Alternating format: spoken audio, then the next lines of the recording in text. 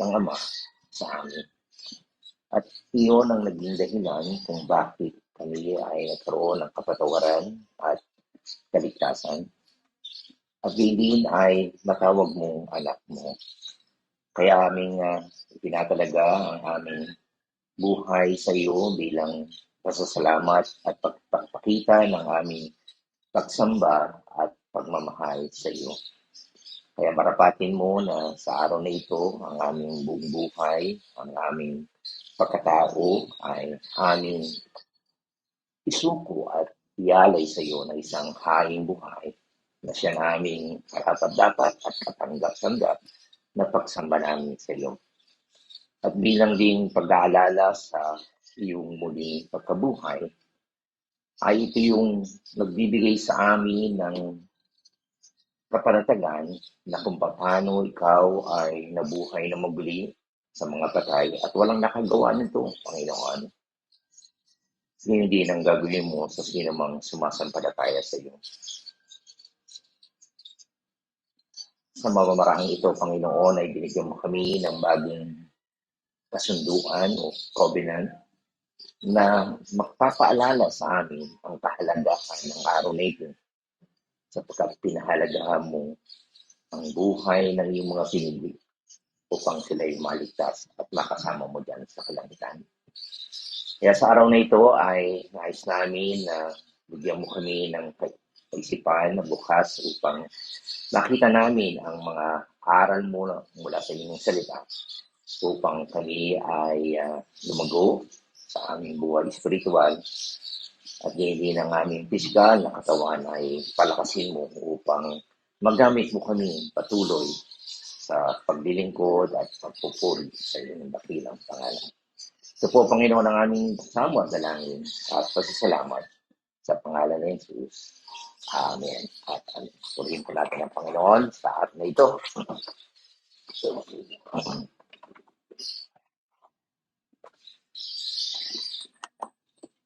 Okay, magandang araw po sa ating lahat at tunay na nagagalak po tayo na yung ilan sa ating mga kasamahan ay lumanas ng physical na pagkakasakit. Ang inyong lingkod din po ay nagkasakit ng partes at sa kadahilanan po na infection at lagnat at ngayon din ay na-delay yung ating prayer meeting. Okay.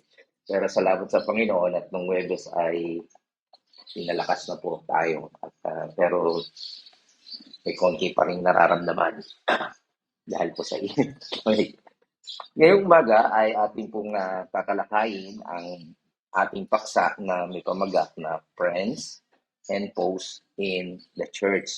Ibig sabihin, meron pong mga kaibigan, very friendly, and also meron naman unfriendly, kumakalaban sa pastor at sa ibang mga gumagawa ng tama o sumusunod sa katotohanan.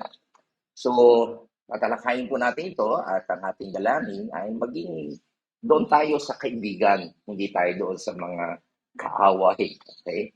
So, sa paksa natin ito ay dito po natin makikita ating pag-aaral. Muli po tayo tumayo at ating basahin ang ikatlong Juan, verse 1 to 8, actually hanggang 13 po ito. Pero actually, maganda yung ating pag-aaral. Paganda ng paganda po habang tumatapos po ang ating pag-aaral.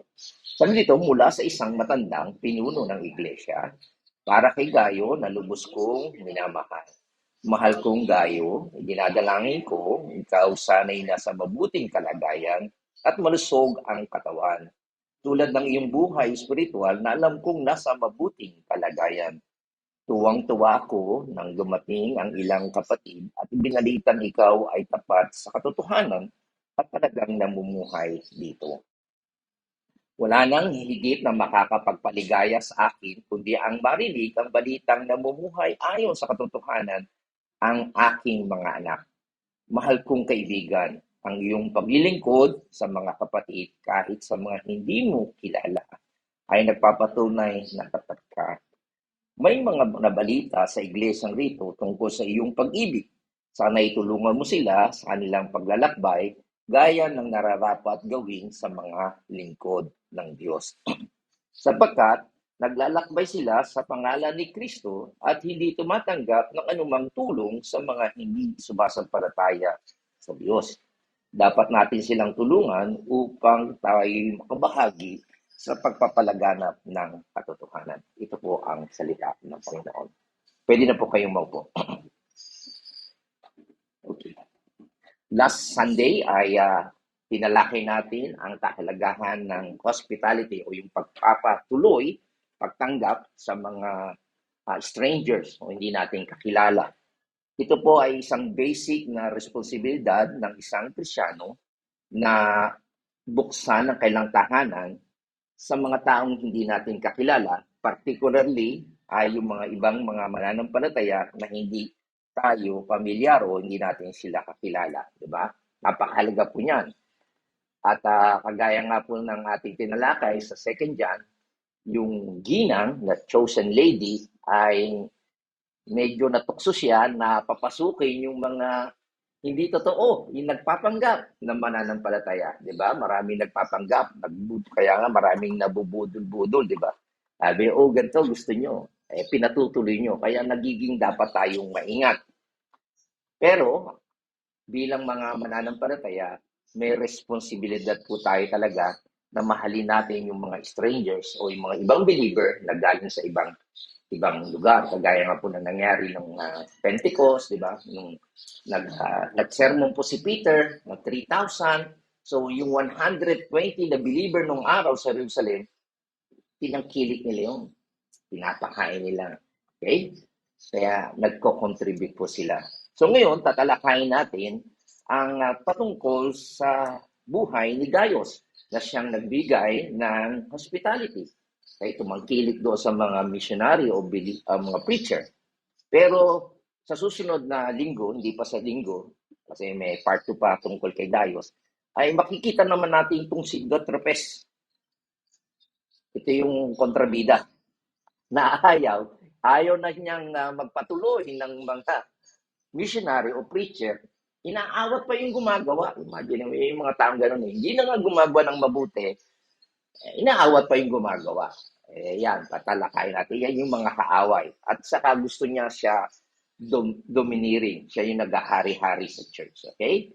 So, yung pangatlo naman, si Demetrius, the one who is to receive the hospitality. Siya yung tatanggap ng mabuting pagtanggap na ibinigay ni Gaius. Okay?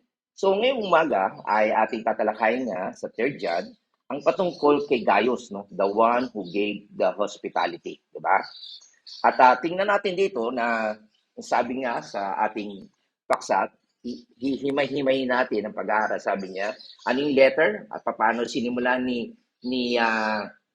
Juan ang kanyang sulat. Sabi niya, the elder to the beloved Gaius, whom I love in the truth. Okay? So itong sulat ni Juan na siyang apostol ay sulat niya kanino? Kay Gaius. Ito po ay local church somewhere in Asia Minor. Ito po ay nasa modern Turkey. Saan ba yun? Si John ay probably ay nasa mother church nila, nasa Ephesus. Tinignan ko kanina sa Google, saan ba yung Ephesus? Sa Selkirk. Ito ay nasa Western Turkey rin. Parehas din po sila nasa Turkey. Ito po yung pinaka-mother church ng region. Okay? So dito makita natin, very typical, pangkaraniwan na tradisyon kapag gumagawa ka ng letter. Di ba sa ngayon, Dear Joe, di ba? Hindi yung di ba? Pag naano ka, dear. Pero bihira na, text-text na nga lang ngayon, di ba? Bihira na yun. Tapos, sa huli, inilalagay yung pangalan.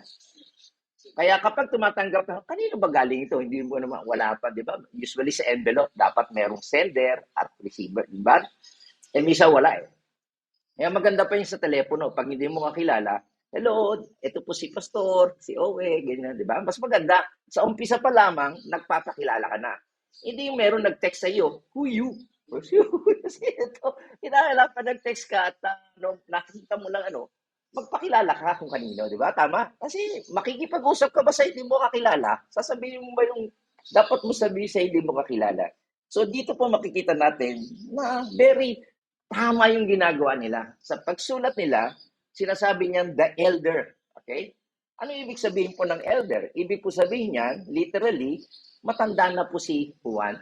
Okay? Actually, isinulat daw ito AD 90 to 95. So, ibig sabihin, mga 90 to 95 years old na rin si Juan nung sinulat niya ito kay Gaius, di ba? So, tinutukoy niya ang tungkol sa kanyang edad. At pwede rin naman na tinatawag din siyang title o titulo na elder, di ba? Ang mga tagapangasiwa o mga pastor o bishop tawag ay elder, okay? Na ito po ay tawag sa church. Pero alam natin na mas gusto niya na tawagin siya na sa John the Apostle kasi siya na po yung pinakamatandang apostol. Okay? Na alam natin na he is the one still alive. Siya na lang natitira sa unang 12 alagad na pinili ng Panginoon. By the way, pag sinabi pong apostol, ang isa sa mga katangian niya, physically, nakita mo si Jesus Christ. Kaya yung mga nagpapanggap ngayong mga apostol, ay huwag kayong maniwala yun. Impostor yun. Kasi hindi naman nakita physically si Jesus Christ. Okay? Tumigil na po yun. Okay? So, ang ibig ko sabihin niya, siya yung pinaka-old apostles. Yan po ang ibig sabihin niya na the old apostles to the beloved Gaius, sa minamahal kong Gaius. Okay? So, yan po yung very typical na letter noong unang panahon. Ngayon ang tanong, sino ba itong si Gaius? Okay? Sino ba si Gaius? Sana ay maintindihan natin kung saan nga ba siya. Kasi napakarami daw pong pangalan na Gaius sa New Testament. At meron nga po niya na si Gaius sa Corinto. Yan po yung tumangkili kay Pablo sa church sa Corinth. Pero hindi po ito si Gaius na tinutukoy ni Juan. Meron din pong si Gaius na taga Macedonia na kasama rin ni Pablo na siya ay nagsuffer sa riot doon sa Ephesus. Okay? Hindi rin po yan si Gaius. Okay? At meron din pong si Gaius na doon nakatira sa Derbe. Okay? Nakasama rin ni Paul sa kanyang last missionary tour. Pero itong tatlo na ito, hindi pa rin ito si Gaius. Tinutukoy ni Juan. Ngayon, sino ba talaga si Gaius? Ayon po kay John MacArthur sa kanyang research ay si Gaius daw po ay isa sa mga 18 most common of all names in Roman Empire. Baga sa Roman Empire, merong 18 na popular na pangalan. At isa po yung si Gaius. Kung baga raw, pag pumunta kayo sa Russia, pag sinabi, ako si Alexei, napakaraming Alexei. Kasi sa Russia, may 8 lang daw pamimilian na pangalan na lalaki. Okay? Sa Russia. Okay? So, very common. Diba? Iniisip ko yung mga common din sa atin sa Pilipino. Si Jose, si Pepe. Diba? Ang dami. Diba? Minsan pa si Baby. Matanda na, baby pa rin. Diba? Si Boy. Diba? Okay? So, yan po yung mga common na pangalan sa Roman Empire. Ngayon, ang makikita po natin dito, ang nangyari po, si Gaius was a very common name and there's no way to identify this man in particular. Okay? Hindi natin matutukoy. Pero makita natin dito, siya ay elder sa church. At siya yung pinaka-importante din na tao sa iglesia. Okay? So, kilala natin. At ang nangyari po, kapag meron pong bumibisitang mga evangelist o bumibisitang preacher, doon po tumitigil sa bahay niya. He was highly respected, ginagalang po siya, mahal na mahal siya, kaya walang kaduda-duda, nakilala po siya. So halimbawa, may mga preacher galing sa ibang bansa, alam nila kung saan sila titigil sa bahay ni Gaius. Kaya makikita natin dito, ang sulat ni Juan, sabi niya, the elder, siya yun, si Juan, yung matandang apostol, to the beloved Gaius. Kasi, sabi nga yung, ang word na beloved ay galing po sa agapetos, mula sa root word na agapateo, ibig po sabihin noblest kind of love, pinakamataas na uri ng pagmamahal. Okay? Kaya beloved po siya, minamahal talaga. Mahal po siya, dito po makikita natin, pinapakita lang po yung kanyang karakter o ugali ni Gaius. Mahal po siya ng lahat. Okay? He was loved by the community, lalo na yung sa church. Kaya tawag sa kanya, beloved Gaius. He was a man of love. So makita po natin dito, hindi lang po siya mahal ng community, but he was loved by who else? Sino ang nagmamahal sa kanya? Walang iba kundi ang Diyos. Okay? So dito makita natin sa 2 John, in-address ni Juan yung babae, sabi niya, chosen lady. Ngayon naman, in-address ni Juan itong si Gaius na beloved Gaius. Alam nyo, ang katotohanan tungkol dito, lahat tayo na kay Kristo, tayo ay pinili at minamahal. Diba? Yan po ang totoo. At yan po ay makikita natin sa Colossians chapter 3, verse 12. Sabi niya, sa wikang English na lang doon sa bandang huli, sabi, put on therefore as the elect or chosen of God, holy and beloved, bowels of mercy, kindness, humbleness of mind, meekness, long-suffering. So ito po yung katangian kapag ikaw ay kabilang na kay Kristo, ikaw ay Kristiyano na, ikaw ay pinili ng Diyos, ikaw din ay minamahal ng Diyos. Kaya makikita natin, ina-address ni Juan, kapag ikaw ay believer, ikaw ay pinili, ikaw ay minamahal ng Diyos. Okay? Sana po makita natin ang taguring. Kaya tayo ay mga pinili rin, tayo ay minamahal ng Diyos. So makita natin dito, si John ay tiyak niya na ang tinutukoy niyang lalaking ito ay kilalang kilala sa kanyang karakter na bilang mapagmahal na tao. At also pointing out that si Gaius ay kabilang sa Diyos dahil kay Kristo. And therefore, he is beloved of Christ. Kaya minamahal siya ni Kristo. Kung paano yung babae sa 2 John na chosen lady o elect by the Lord, ito kinikilala niya si Gaius na siya'y banal, siya'y believer, siya ay minamahal. Okay? So yan po makita natin dito na hindi lang po siya mahal ng community, okay? Pero dito makita natin meron idinagdag si Juan sa verse 1. Okay? Whom, sabi niya, hindi lang community, hindi lang mahal siya ng Diyos, sabi niya, whom I love. Tinumbasa niya, kung mahal ka ng member ng church o ng komunidad mo, mahal ka ng Diyos, ako mahal din kita. Sa In what? In what? In truth. Okay? Na mahal ko in truth dahil sa katotohanan. Kaya tayo nagmamahalan dahil parehas tayo ng ating pananampalataya sa Diyos. Okay? Parehas yung katotohanan. So yung makita po natin dito, ang truth, the truth was the sphere in which the love exists. Kapag pare-parehas po tayo naniniwala sa katotohanan, lalabas po ang pag-ibig sa isa't isa. Natural po yan. Hindi mo na kinakailangang turuan kang umibig. Kasi ang katotohanan ang magtuturo sa iyo talaga na umibig ka. Okay? So ayon po kay John MacArthur, ito po yung sabi niya, you bring somebody into my life that has the same passion and devotions to the truth. Okay? Kapag parehas po tayo ng pag-ibig at devotion natin sa katotohanan, sabi niya, I find myself irresistibly drawn to their well-being and their fellowship. Hindi raw siya maaawat na talagang magiging siyang concern sa iyo at gusto kanyang makasama. Kapag parehas kayo ng passion o parehas kayo ng paniniwala. Okay?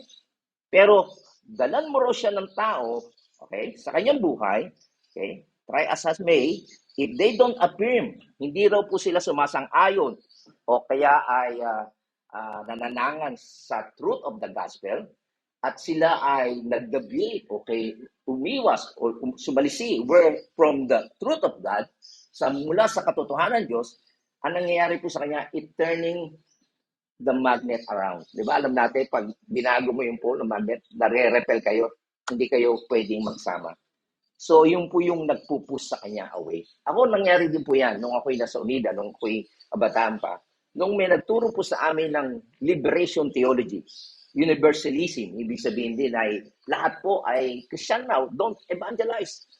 Ang mga Pilipino, kasi 80% daw ng Pilipino ay Christian na, actually, Katoliko yun. Hindi po ako sumang-ayon. Kaya nagsama-sama po kami ng mga naniniwala sa katotohanan at dito po kami sumang-ayon sa mga pastor at mga advisor ng Unida noon. Purihin po ang Panginoon at umalis na rin po sila. Hindi po kami pwede magsama. Okay? So ganoon po talaga, hindi pa kayo pwede magsama. Pero ang issue noon, kasi nga word na umida, gusto nilang magka-sama-sama, di ba? Pero mas mahalaga po yung katotohanan. Hindi pwedeng magsama yung mali sa tama.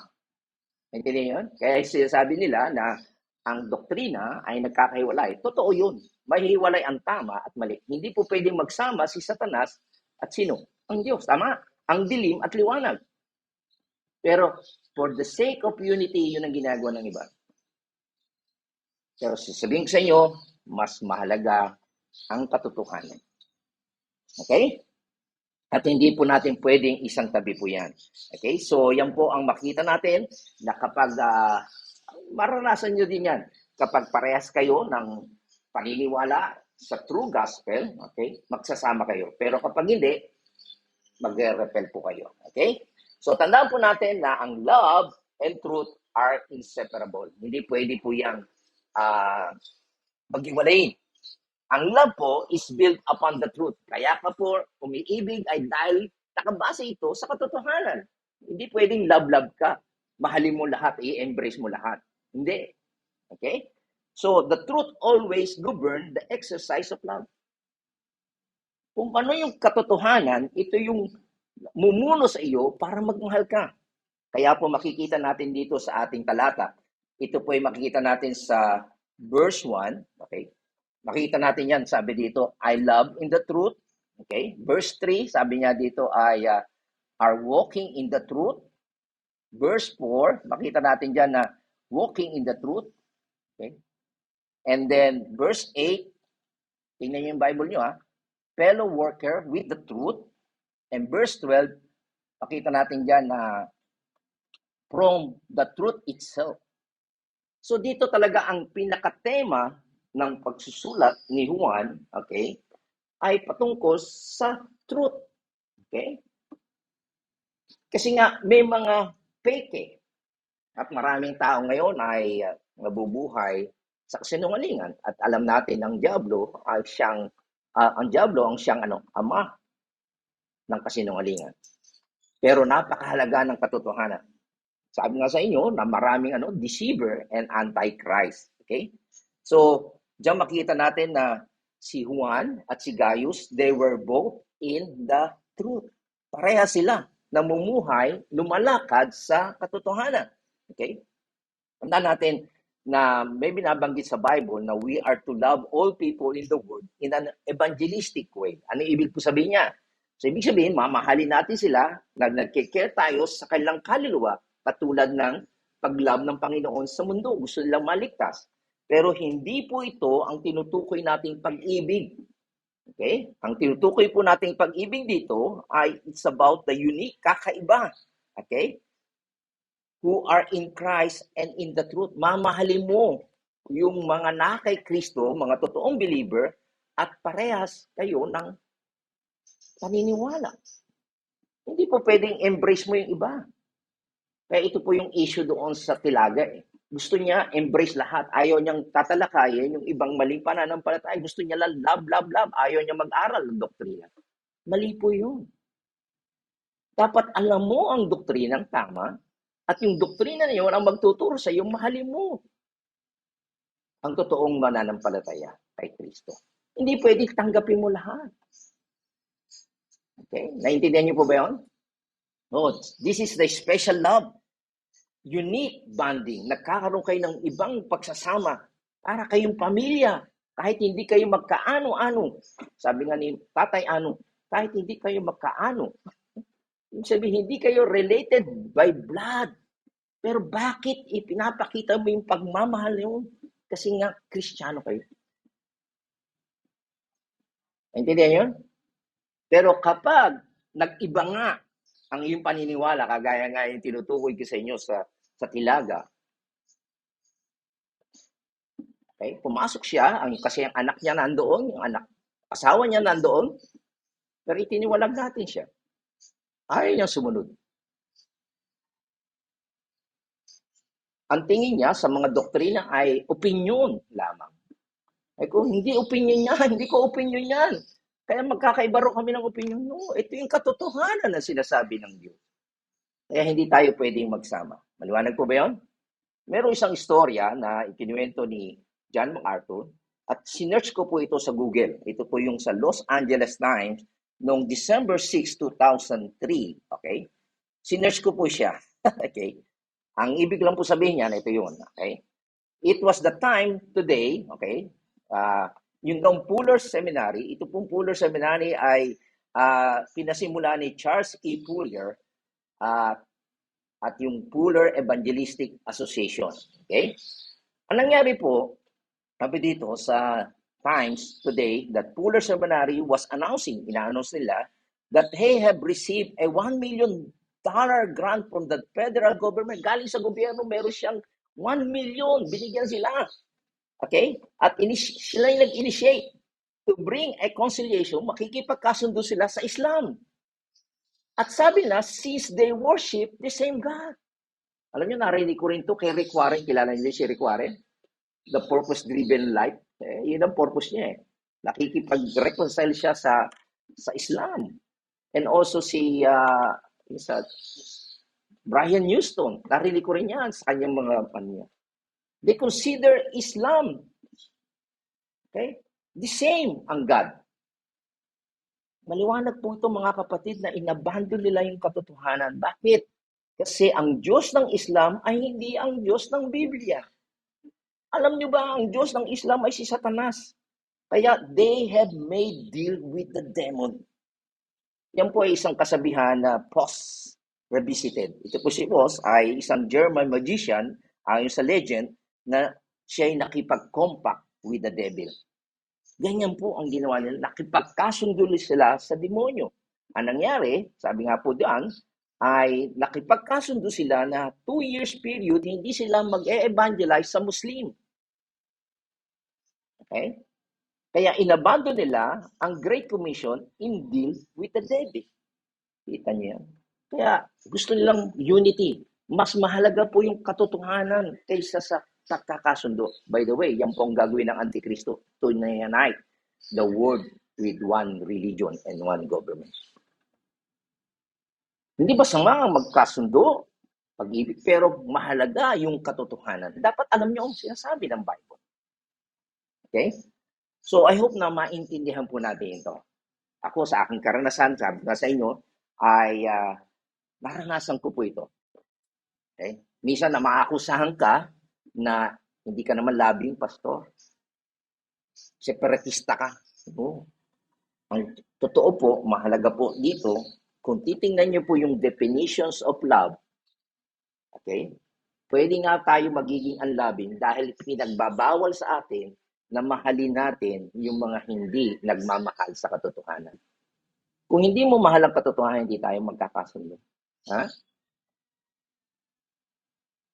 Naintindihan niyo po ba yan? Okay. Kaya ano sabi niya sa 3 John, sa ibang translation, sabi niya, ang matanda, okay, kay Gayo na may namahal na aking iniibig saan? Sa katotohanan. Kaya siya umiibig, nagmamahalan sila ni Gayos, nagkakasundo sila ni Gayos, ay dahil pareho silang nagmamahal sa katotohanan. Hindi po pwede nating mahalin ang lahat. I-embrace natin ang lahat. Kung lumalayo na ang isang tao sa katotohanan, hindi natin silang mamamahal. Kaya makita natin dito, John loved in the truth. Ito po yung pinakatono ng kanyang unang pananalita. I love in truth. Kaya ako nagmamahal dahil sa katotohanan. Okay? At ano ang kanyang pagkilala kay Gaius? My beloved. Okay? Gaius. Okay? So makita natin dito, tinawag niya si Gaius na beloved Gaius, but he was talking about his belonging to God. Kabilang si Gaius sa Diyos, being loved by God.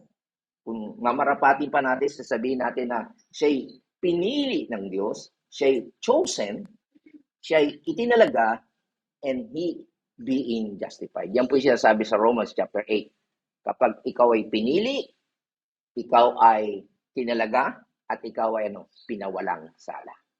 Yan po ang katayuan, yan po yung mga katotohanan na sinasabi ng Biblia.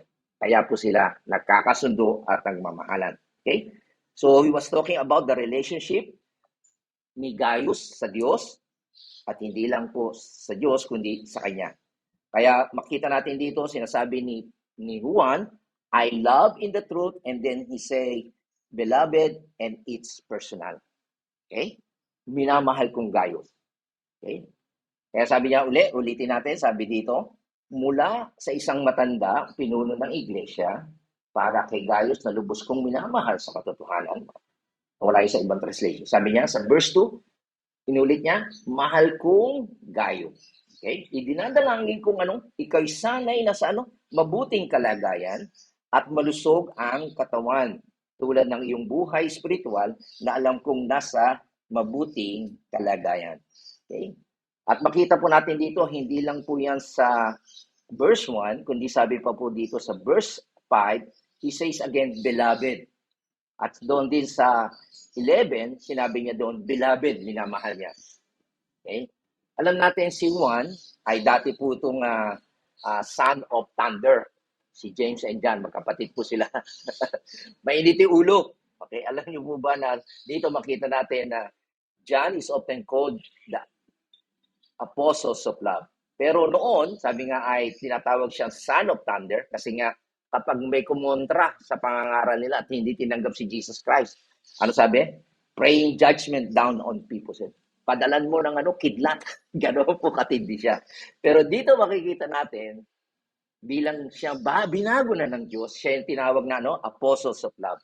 At ito po makita, hindi niya maawat sabihin niya lagi kay Gaius, beloved, minamahal kong Gaius. 3 times he loved Gaius. Okay? So, ibig sabihin lang po, makita natin si Gaius was committed to the truth. Talagang committed po siya because John was also committed to the truth. Parehas po sila. Dahil mahal mo ang katotohanan, mahal din kita. Okay? Kaya makita natin dito, ito na yung sulat. Ano yung sinabi na ngayon ni Juan kay Gaius, sabi niya. Ang ganda tong prayer niya. Beloved, sabi niya, I pray that in all respect, you may prosper and be in good health just as your soul prosper. Napakaganda pong kataga ito. Okay? Na sa unang sulat niya, sa umpisa pa lamang, ay wini-wish ni Juan na magkaroon sila ng physical health. I want you to prosper. Ang ibig ko sabihin noon ay yung state of well-being, maging maganda ang iyong kalagayan, condition mo. Okay? Alam nyo, kapag tumatanda na kayo, talagang humihina na, nagkakarayuman na. Tama, sumasakit ng mga katawan. Okay? Okay? So, dito, napakaganda po na ipanalangin natin ang isa't isa. Okay? Na tayo ay lumakas yung ating lupang katawan. Okay? Hindi ibig po sabihin ito na si Gaius ay may sakit. Okay? Bagamat marami sa atin, ako nga nagkasakit ng linggo at si Gibuel nagkasakit at iba sa inyo nagkasakit, di ba? Kaya ka-absent. Pero napakaganda po na sabihin natin sa ating mga kapatid, kagaya ni Juan, sinulatan niya si Gaius na sinasabi niya, I hope maayos ang iyong kalagayan. Okay? Pag-pray natin siya. Okay? So ito po ay napakaganda. Makita natin, he wants the physical health of Gaius to match his spiritual being. Ayan, napakalaga yan. Hindi lang po physical ang maging maayos, magandang kondisyon, maging yung spiritual. At yan po ay binabanggit din po sa Romans chapter 1, yung patungkol sa prosper. Okay? Sabi niya, at laging sinasamok ko kung ngayon, sa wakas na anumang paraan ay makapalat ako na kalooban ng Diyos na makarating sa inyo. Yung dito po ay sa wikang English, yung prosperous journey, successful journey, matagumpay. Di ba? Minsan gusto mong pumunta sa ibang lugar, pero ang pumipigil sa iyo, mahina na katawan mo. Gaya po ni Ninong Ed Maliksi, 92 years old na siya. Gustong-gusto niyang umuwi rito. Bakit hindi siya makauwi? Kasi nagkakasakit siya nung uling-uwi niya. Nagdalawa hospital siya. Pero sabi niya, purihin ng Panginoon, ngayon nakatravel na ako sa Hawaii. Pero kalahati pa lang din yun. Hindi pa rin makakarating sa Pilipinas. Okay? Pero yun ang prayer natin. Okay? Na matagumpay, malakas ang iyong katawan na makarating sa ibang lugar. Lalo na yung bibisitahin mo. At ang gusto niyang bisitahin ang ating church at ang ating ministry sa Batangas. Okay din, Sa 1 Corinthians chapter 16, sabi niya, ah, tuwing unang araw ng linggo, ang bawat isa sa inyo ay magbukod ng magsimpan ayon sa kanyang iginaginhawa o i-prosper, okay? Upang huwag nang gumawa ng mga ambagan sa pagparian ko. Okay? So, nagpa-prosper ka rin, okay? Yung financial para tumulong sa iyong kapwa, okay? So, dito makita natin, napakagandang kaisipan na makikita natin dito na si Gaius, he has a prosperous soul. Ang panalangin kasi ang ibig po sabihin ng prosperous ay successful. Successful spiritual life. Ngayon, yung gusto natin maging successful saan? Sa finances, di ba? Yung po tinuturo ng iba ngayon eh, di ba? Prosperity teaching. Pero dito makita natin, ang sinasabi po ni Juan kay Gaius, kung paano very successful yung spiritual life, dapat tumbasan din yung physical life mo. Kasi meron pong ganito eh. Meron mga bata in age, okay? Pero mahina na. Tama ba?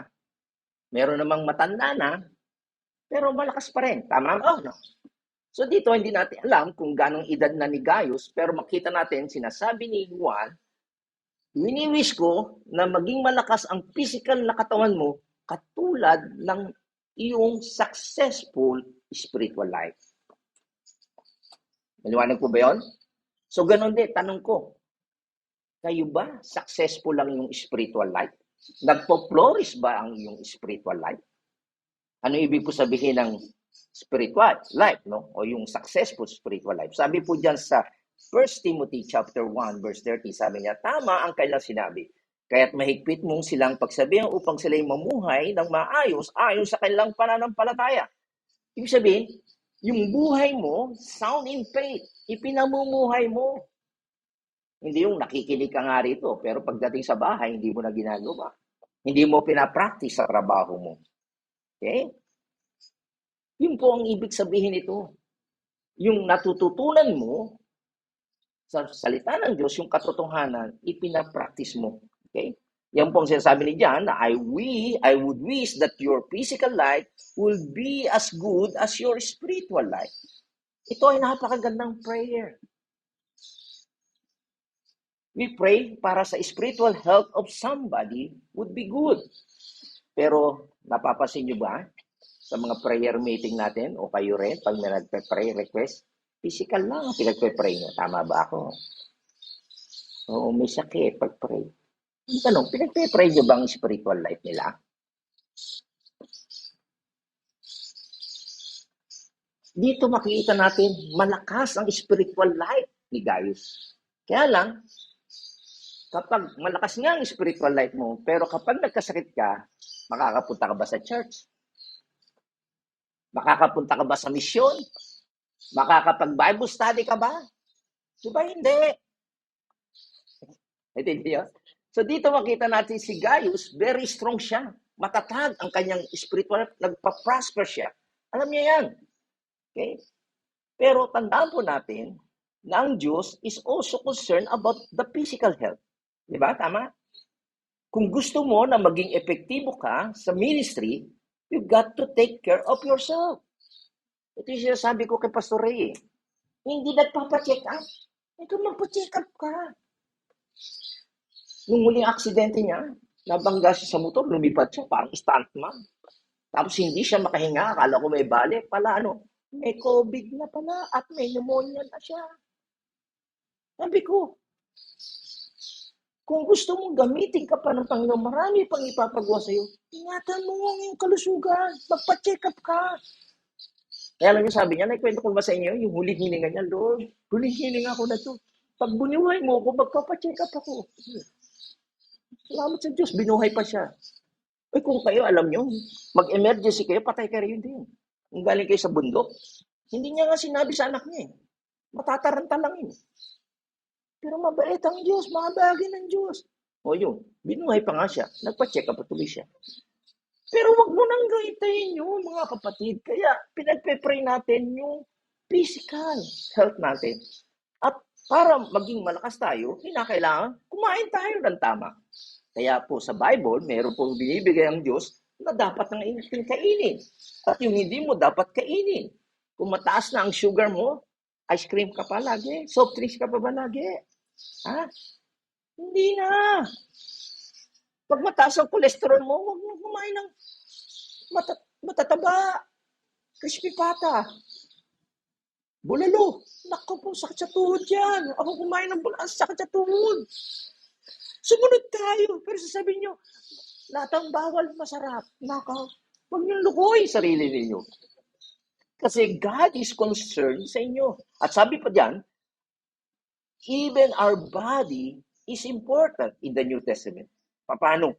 Sabi niya kay Timoteo, sabi ni Pablo kay Timoteo, sabi niya, huwag puro tubig lamang inyong inumin. Uminom ka rin ng kaunting alak na gamot sa madalas na pagsasakit ng iyong sikmura. Oo, sasabihin ng iba, kita mo, sinasabi ng Bible, uminom ka ng alak. Hoy, hoy, hoy. Ang ibig ko sabihin, kasi noon, walang purified, walang Wilkins, walang noon, absolute. Okay? Very dangerous ang tubig noon kasi maraming bakterya. Galing lang sa well. Kaya para siya ma-purify, hahaluan po ito ng alak. Kapag naging alcohol po yun, na purify po. Okay? So yun po yung. Kaya kung iinom ka ng alak, nagtatrabaho ka, lasing ka kaagad. Hinahalo po yung sa tubig para ma-purify po. Ay sasabihin ng iba, pwede naman pala uminom ng alak. No, no, no, no, no, no. Sige, marami na akong kakilala, inom ng alak ngayon. Madali buhay. Ito pa, exercise. Napaka-importante rin po yan. Okay? Kaya ako po nagtetennis. Sabi nga po, bakit? Sabi diyan sa 1 Timothy 4:8, sabi niya, kasi nga si Timothy sabi niya, may pakinabang sa pagpapalakas ng katawan. May benefits naman talaga mag-exercise ka. Ngunit may pagsusumikap na maging maka-Diyos ay mapapakinabangan sa lahat. Sapagkat ito'y may pangako, hindi lamang sa buhay na ito, ngayon, kundi maging sa buhay na darating. Kapag ikaw nag-exercise, nag-gym ka, siyempre, pogi ka, laki macho, di ba? Pwede ka pang maging modelo, di ba? Pero sabi diyan, hanggang dito lang sa lupa. Pero yung spiritual exercise, may pakinabang, hindi lang dito, maging sa pangwalang hanggan. Pero may pakinabang. Okay? Iba po yung nagtatrabaho ka, sa bahay po, kaya ako nagkasakit ay nung nawala po ng tubig, nung linggo, okay, walang mapaligo. Okay? Nung nagkaroon po, nung umaga, putik naman. So, ang ginawa ko, para mawala yung putik, naglinis ako ng 3 sasakyan. Every time naglilinis ako ng 3 sasakyan, siyempre, pawis ka, naambon-ambon pa. Tapos sabi ng misis ko, baka gusto mo pang tirahin itong yung aming daanan. At hindi ako matapos. Ayun, nagkasakit na. Iba po yung pinapawisan ka, naglalaro ka, kaysa doon sa trabahong bahay. Baka sabihin ng mga nanay, nagkatrabaho naman, nagpasok, wala ba? Iba po yung nag-e-exercise ka. Iba po yun. Okay? So, dito makita natin na yung body exercise, mayroon pong benefit. Mahalaga po yung ating kinakain. Okay? So, kinakailangan ay yung para, pag hindi ka kumakain, siyempre, mamamayat ka. Kinakailangan maging healthy yung kinakain. Yung right proportion lang para masustain yung pangangatawan mo, yung physical. So, makita natin dito, God is concerned about physical health natin. At importante po yun kung gusto natin na maging healthy tayo sa paglilingkod sa Panginoon. Kasi yung mga iba na hindi nag-e-exercise, wala na, hindi tumatagal. Yung mga kaklase ko nga, yung mga umiinom-inom, patay, dedo na. Okay? Mga mukhang matatanda na kagad, yung mga nagiinom. Tutupukin po yan mga laman-lamang looban. Okay? So, yan po makita natin na napakaganda talaga na i-wish natin yung good health ng bawat isa. Pag-pray natin. Okay? Okay. Eto naman. Ano sabi niya sa susunod, sa verse 3? Tuwang-tuwa ako nang dumating ang ilang kapatid na ibinalitang ikaw ay tapat sa katotohanan at talagang namumuhay ayon dito. Okay? Sabi ni Juan na talagang tuwang-tuwa siya nang meron dumating na brethren, okay, galing doon sa church ni Gaius, na ikinukwento ang katapatan ni Gaius sa katotohanan. Okay? So yan po makita natin dito na sabi ni Juan, I was very glad, then brethren came and bore witness to your truth. Okay? Ibig sabihin, si Gaius ay lumalakad sa katotohanan. Kaya pinuri ni Juan yung si Gaius. Okay? So, yun po ang nangyari. Meron pong preacher na nag-travel, okay, missionary, galing po ito sa lugar ni Gaius, at inopen po ni Gaius ang kanyang tahanan sa preacher na ito na nagpo-proclaim ng gospel. At binigyan niya po ito ng hospitality at pinapasok doon. And makikita natin, kung titingnan niyo yung context na ito, okay, sa verse 10, makikita natin na meron doon na isang tao na ang pangalan ay si Diotrephes, di ba? Na makita natin na sa verse 9 na kumukontra.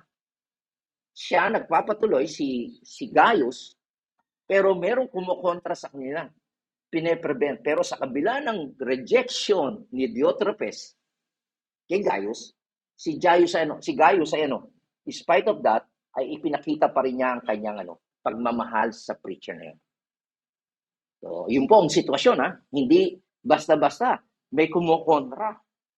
Gumagawa ka ng kabutihan, pero sa kabila ng may kumukontra pa sa iyo. At sa susunod na ating pag-aaral, ang lahat ng kumukontra, pinapaalis niya pa. Matindi yun. Okay? Pero makikita po natin dito, i-take note po natin, si John, notice po natin, does not commend, o hindi niya pinuri si Gaius, first of all, for his love. Hindi dahil sa pag-ibig. He commended, okay? Pinuri niya siya, saan? For the truth. Sabi niya, I was glad when brethren came and bore witness to your truth. Liwanag? Kapag ikaw ay nagpakita ng hospitality, okay?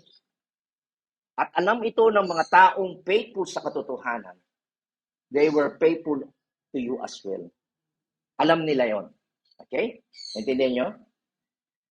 So yung bumibisita, tapat sa katotohanan, alam nila na si Gaius ay tapat sa katotohanan. Okay?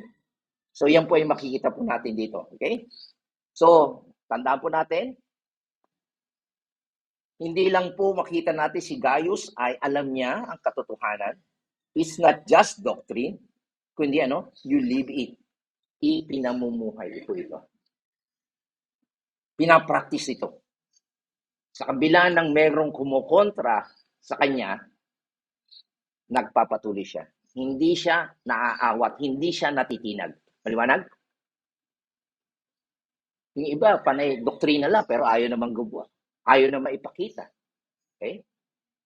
So, dito makita natin, katulad din ng sinabi ni Juan sa chosen lady, sa babae, sa 2 John, sabi, labis kong ikinagagalak na makita ang ilan sa iyong mga anak ay namumuhay saan? Sa katotohanan, alinsunod sa utos ng Ama sa atin.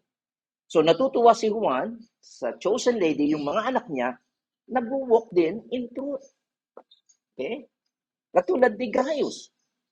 Okay?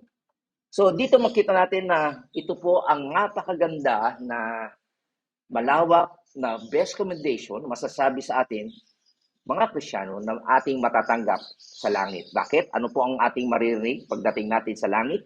Ito po ang sasabihin ng Diyos. This is what you want to hear when you get to heaven. And the Lord said, ano sasabihin ng Panginoon? Well done, good and faithful servant. Saan tayo naging faithful? Unang-una, sa katotohanan. Hindi tayo tumaywalag, hindi natin iniwan ang katotohanan, kundi nanatili tayo sa katotohanan. Okay? So maliwanag po dito, ulitin ko lang, he doesn't jump to commend him for love. Hindi kaagad ni kinilala, pinuri ni Juan si Gaius sa kanyang pag-ibig. That will come. Darating yun. But he starts by commending him for his loyalty to the truth. Yun po ang katotohanan. Kapag ikaw ay namumuhay, tama ang iyong doktrina, lalabas po yung katotohanan. Okay? He is not only know the truth, he lives it, he walks in it. Okay? So ito po yung pinapakita na sa araw-araw, ito po yung kanyang ginagawa. Daily conduct po niya. So, he knows the doctrine, pinaniniwalaan ito, and ipinamumuhay ito. So, ito po yung napakadakilang papuri na matatanggap po natin.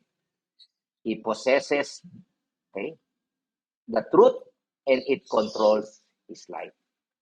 Kaya napakahalaga po talaga na nakikinig kayo, nag-aaral kayo ng tamang doktrina. Kasi ito yung magkokontrol ng buhay mo. Gagawin mo ba ito o hindi? Kapag tama, yung susundin mo. Pag mali, hindi mo gagawin. Okay? Kaya dito, balik tayo dito sa 3 John chapter 4, sabi niya, wala nang higit na magpapaligaya sa akin, okay, sabi ni Juan, ang marinig ang balitang namumuhay ayon sa katotohanan ng aking mga anak. Okay? So, sabi niya, ay wala na, sabi niya, general comment niya, I have no greater joy than this, to hear my children walking in the truth. Okay? So yan, sasabihin natin sasabihin nyo, bakit hindi siya concerned sa love? Bakit binabanggit yung truth? Kasi, because if you walk in the truth, ano mangyayari? You're going to love because it's part of the truth. Kaya inuunang bigyang papuri o pagkilala ni Juan si Gaius sa katotohanan dahil kung talagang nasa katotohanan ka, magmamahal ka. Magaya yung ginagawa ni Gaius, di ba? Kahit hindi niya kakilala, pinatangkilik niya. Di ba? Okay? Tinutulungan niya. And also, napakaganda pong salita ito. Tingnan natin, verse, portion by portion nga tayo, verse by verse. Sabi niya, yung word na my children, very personal po ito. Ang ibig sabihin nito ay si Gaius ay anak ni Juan in the sense of his spiritual father. Yung sabihin si Juan, ang ginamit ng Diyos para maging mananampalataya si Gaius. Ang ibig sabihin po ng my ay mahalaga, emphatic position, sa Greek po yon. Napakahalaga. Okay? So, ibig lang po sabihin, it literally, my own children, I have no greater joy. Kinikilala niya na talagang anak niya. Okay? So, sabi niya, this is the highest joy, mataas na uri ng kaligayahan. At nakakaintindi po tayo dito. Kung kayo ay magulang, naiintindihan niyo po yun. Okay? At bilang pastor, sabi niya, I have no greater joy than this, to hear my own children walking in the truth. Kapag ang anak ninyo ay lumalakad sa katotohanan, napakasarap po yan. Yun na po ang nagpapaligaya. Whether sabihin natin na physically, sarili ninyong anak, or spiritual children, okay? There is no higher joy. Wala na pong higit na pag-ibig pa. There is no greater joy than to know, they know, alam nila ang katotohanan. Kaya pa, maaga pa lang, tuturuan nyo na sila ng tamang doktrina. At dapat paniwalaan nila yon. At hindi lang basta alam, paniwalaan, ipinamumuhay po ito. Okay? Yan po ang makikita po natin. At ito po ang dahilan kung bakit po tayo nasa ministry. Okay? That's what our Lord wanted. Ito po ang gusto ng Panginoon. Malaman natin ang katotohanan. Paniwalaan natin ang katotohanan at ipamuhay po natin ito, mga kapatid. So, ito po ang wini-wish ng lahat ng minister, ang buhay ni Gaius. Na hindi lang niya alam ang katotohanan, pinaniwalaan niya ang katotohanan at ipinamumuhay ito. So, yung kanyang creed o yung kanyang pananampalataya at yung ugali niya parehas. Yung kanyang sinasabi, profess, ay kanyang pinapractice. Hindi yung iba yung sinasabi mo, iba naman yung ginagawa mo. Mayroong mga taong ganyan, manguhusay magsalita pero hindi naman nakikita. Okay? So, yan si Gaius, ganyan. So, yan po ang makikita nating greatest joy, okay, in the ministry. Kapag kayo lalo na teacher, di ba? It's not just to teach the truth. Uy, nakakapagturo ako ng katotohanan. Yung greatest joy in the ministry is not to know that your people understand the truth. Hindi po tayo natutuwa na, naintindihan nyo ba? Laging, di ba? Maganda naman ang nagtuturo ko, naintindihan nyo. Pangit din naman, turo ako dito, natutulog lang kayo, hindi nyo pinapakinggan. Pero alam niyo po ba ang pinaka-greatest joy in ministry is to see your people what? Walking in it. Ipinamumuhay niyo. Okay? So, nakakalungkot po sa mga tao na hindi po sila namumuhay. Nakakalungkot po yun para sa mga pastor. Hirap na hirap ka mangarap. Tapos di naman matututo sila. Kayo din, di ba?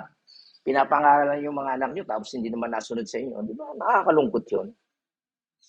Pero natutuwa naman tayo kapag ang ating mga anak ay sumusunod. Tama? Kaya ang tanong, gusto nyo ba na ang preacher nyo, ang mga pastor nyo ay maging masaya? Ha? Ako, amen. Sabi ni John MacArthur, wag nyo daw taasan ang yung kanyang sweldo. Ako, binabaan ko pa nga sweldo ko eh. Okay? Wag nyo siyang bigyan ng nice office. Eh, maliit naman opisina. Okay na lang yan.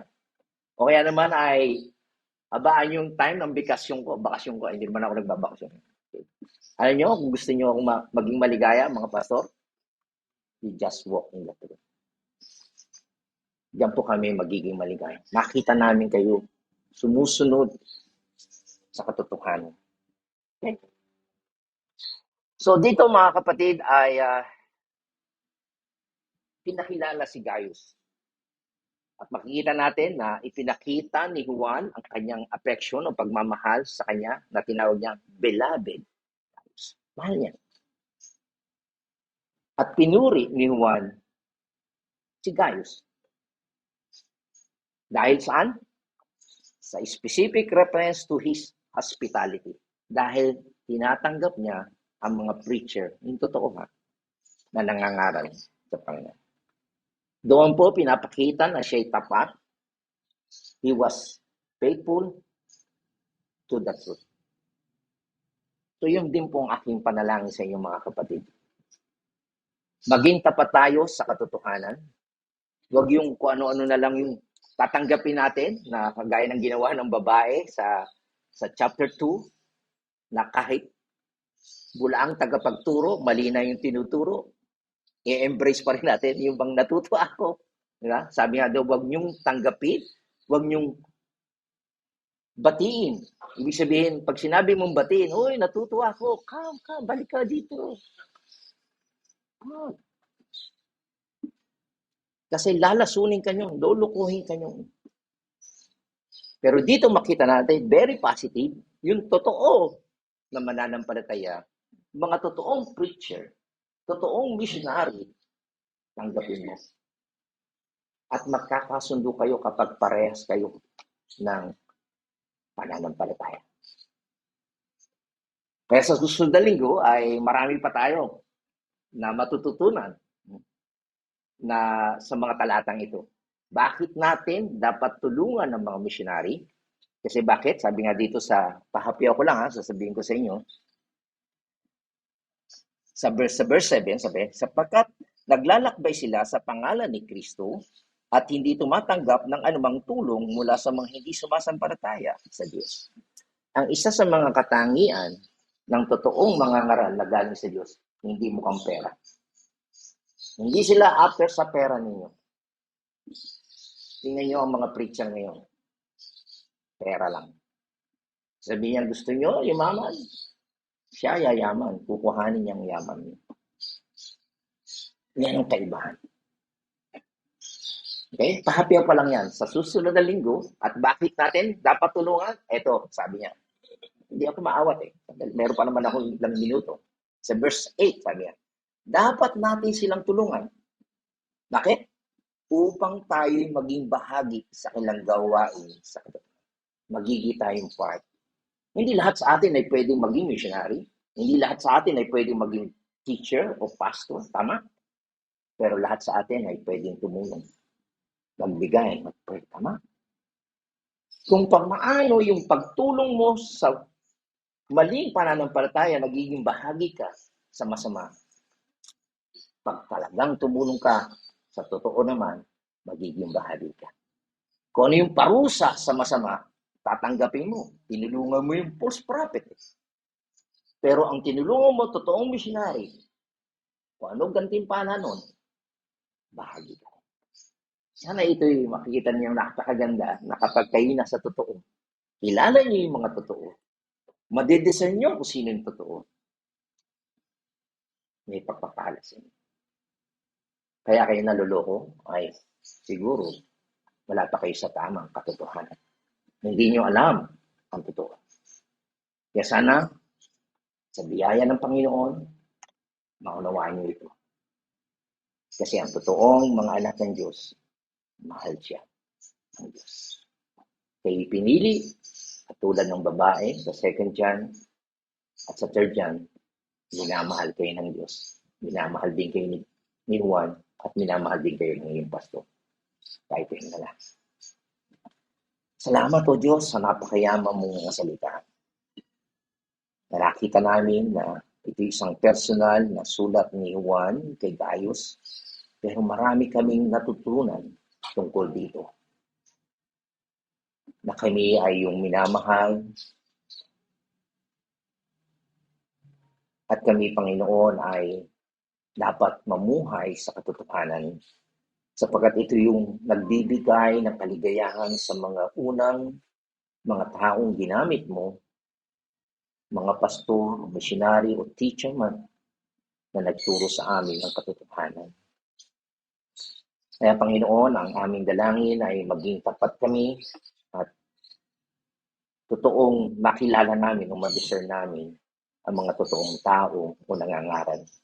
Hindi yung mandaya kami, Panginoon. And we praise you, Lord, sa mga katotohanan itong aming natutunan. At ang aking dalangin ay aming itong ipamuhay.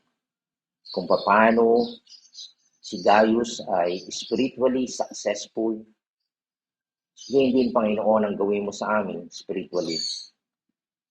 Maging successful kami, hindi lang yung successful sa career, successful physically, kundi spiritually, Lord, palaguin mo rin kami. Magkaroon kami ng pananabik, mahabang oras, ng pag-aaral ng iyong salita, at lalo namin higit na i-practice ito sa pang-araw-araw namin buhay. Kaya maraming po salamat sa pribilehiyong ito na matuto kami at makarinig kami ng mga katotohanan at amin namang itong ipamuhay. Ito po aming dalangin. Salamat sa pangalan ng aming Panginoong Jesus. Ang lahat ay magsabi na, Amen at Amen. Pagin po natin ang Panginoon.